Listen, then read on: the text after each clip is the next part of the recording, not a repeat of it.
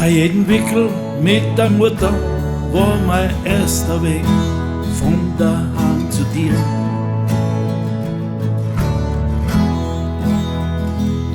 Und du hast gesagt, sie ist allein, das muss verstehen. Alles vergeht, komm, trink ein Bier.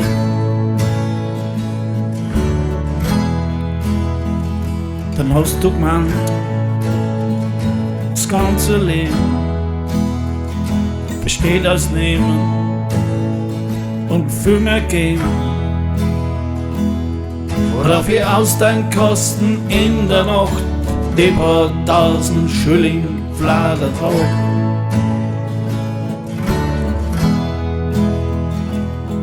Zum Verputzen in der Diskothek, ein paar Tage drauf hast mich danach gefragt.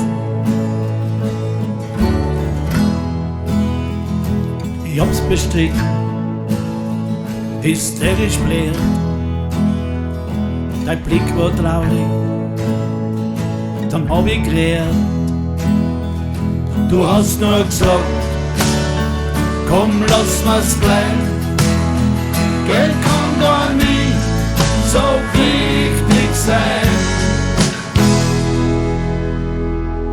Wenn du vom Krieg erzählt hast, wie du an Russen Auge in Auge gegenüber gestanden bist.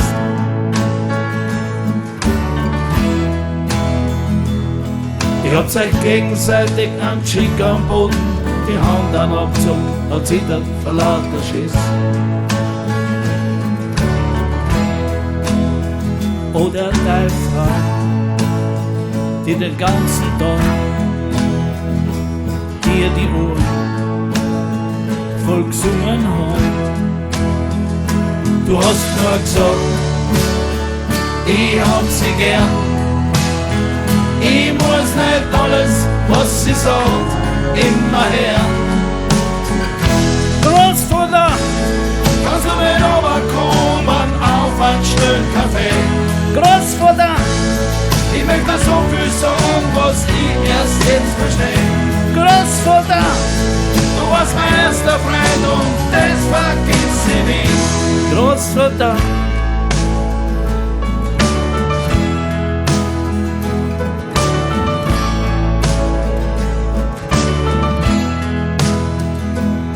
du warst kein Übermensch, hast auch nie so dran gehabt, deswegen war da irgendwie ein Kraft.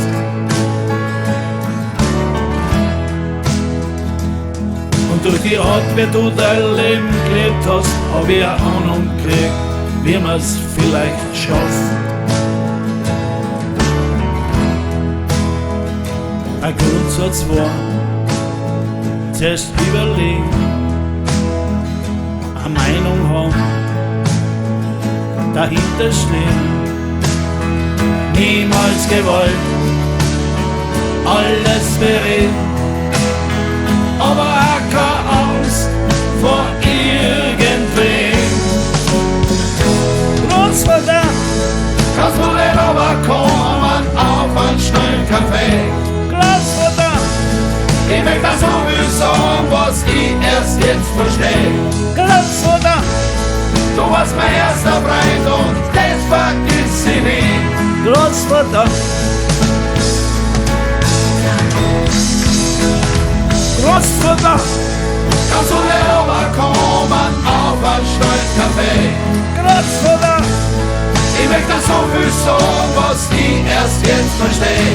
Großvater, du warst mein erster Freund und das vergiss ich nie. Großvater.